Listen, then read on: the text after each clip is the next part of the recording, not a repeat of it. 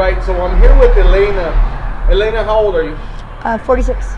Are you originally from Arizona? Yes. What part of Arizona? Phoenix? What's your current situation right now? You homeless? Yes. How long have you been on the streets? 3, almost 4 years. 4 years. Yeah. How did you end up in the streets? I didn't pay my my rent in order to move to a new place. We didn't get to transfer to a new place, and we lost the apartment, and I didn't get to change to a new apartment, and I just kind of all lost it at one time. Just went on to me, just one swoop, and it's gone.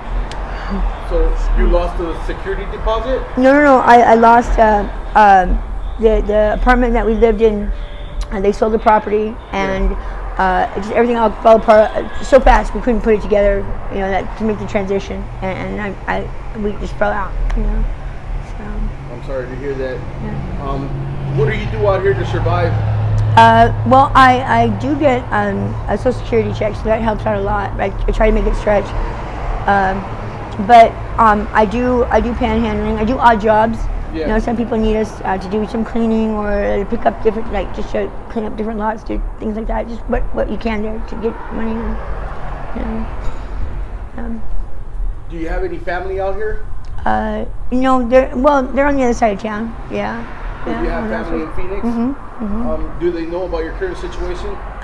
Yes and no. They don't know the extent of it, Yeah. But yes, they do know. And I'm trying to change that before they get full knowledge of everything. So, yeah. You still keep in contact with them? Yeah. What did they tell you? Just, at the time they just wanted to know what I needed in order to get going, So, yeah. Is it dangerous out here being homeless? Sometimes it is. Sometimes people do take advantage. They'll steal while you're sleeping. Like men, you have to turn them down several times. They'll just keep coming at you, and you won't be doing anything to provoke it. Yeah. It's really hard. You get a lot of guys approaching you out here? Sometimes, yeah. Yeah. And, what can you do? Do you do dates out here? No. No?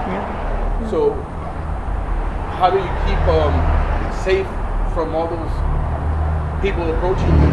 You just have to have a good shut off. Like, no, I don't, and that's it. And then they won't ask you again. I don't know if you mind, but what happened to your nose right here? Oh, I had a sinus infection and the cartilage collapsed. Okay. Yeah. I thought maybe you got your nose broken. No, the cartilage collapsed from the sinus infection. Yeah.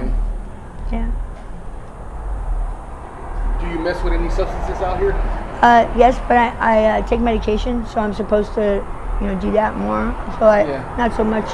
What kind of medication do you take? I'm SMI, so I have to take medication for schizophrenia. Yeah. So I have to be careful as far as what I do. When I smoke. Mixing the both? Yeah, it's not a good idea to go heavy into that because not with my conditions.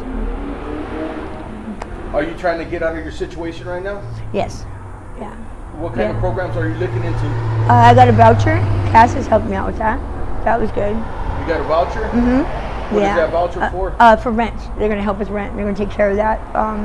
And it's supposed to last for a lifetime. So all I have to do is find the next place, the place that fits the amount that they'll pay for, and then they'll cover that. So it's a voucher for lifetime? Mm-hmm. And yeah. What do you have to do to get those kind of vouchers? Well, you go down to Cass, and they'll evaluate your urgency as far as if you have a diagnosis. Those types of things expedite how fast. I mean, just how fast they can get you in. A diagnosis gets you seen a lot faster, gets you considered a lot faster. So when they look over your case and your situation, different things like that, they'll evaluate it, and then they'll get you moved in as fast as possible. And Cass is pretty good about that. But as far as the vouchers go, they do still have the program going, and they're just still accepting people right now. So. What kind of conditions, or what are some things that you can use to expedite that process? If you have a diagnosis, tell them that you have a condition that you need to. It's better for you to be in a sheltered home. When you take these medications, your physical Like condition. people qualify it like pregnant. If you're people, SMI, pregnant women. yeah, and SMI. right, people that need help like that, or diabetic, Yeah. things like that need to have continual care that is better with in a routine and an environment that's more constructive. How long did that process take from the first day you went to CAS to when you I got the help, voucher? or the voucher? It was only within a few months everything got done. Yeah. So it was fast. So. And how much is the voucher for? I don't know what the amount is, but it's enough to cover a nice place. So. Is it just like a down payment and the first month's rent? No, they take care of security deposits, and they pay the rental amount, and then they'll even pay for a moving truck. But I don't have anything to move. So. You pay for a moving truck and everything. That's really good, right? Yeah. So do they have plenty of resources out here in Arizona if you're trying to get out of homelessness? Yeah, they seem to that we need so much more. I mean, there's just that. There can be so much more though, because there's a big need for it. I wish there were more, because that seems to be the only thing that right now is what we're holding on to. What kind of other programs do you think could exist to help out? I think a place that can help us, get work. Places that can help us just get basic problems handled. Help us figure things out like that. Just get to that next step. Once we get that covered, then what's next? Help with transportation, things like that. What do you see more of out here? Is it mental illness or substance abuse? Both. Both? Yeah. Which one comes first?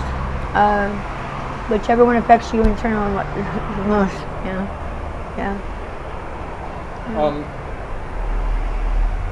Just in case we have younger viewers and they're thinking about running the streets or trying substances, what kind of advice would you give them? About trying that? About running the streets and trying substances.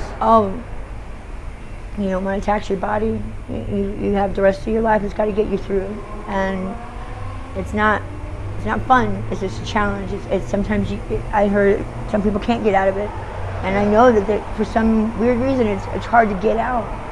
It turned out to be easy to just fall right in. It could happen to anybody, but don't. Exactly.